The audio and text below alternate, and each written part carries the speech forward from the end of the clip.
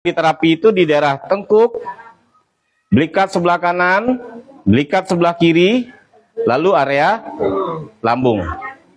Ya, jadi kalau yang badannya panas, lagi meriang tuh, lagi panas-panasnya, Anda boleh totok. Oh, boleh ya. Ya, tengkuk, belikat sebelah kiri, kanan, sama lambung.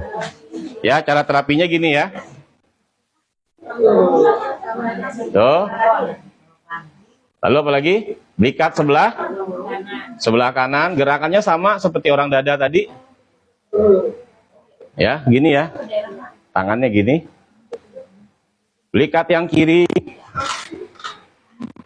Ulang sampai 30 sampai 40 menit.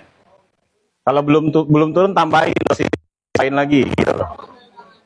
Oke, seperti ini. Kan gantian. Pegal tangan kiri, ganti tangan kanan. Kan istirahat tuh dia, nggak pegal lagi kan? Gitu. Hah? Bebas. Ini kan?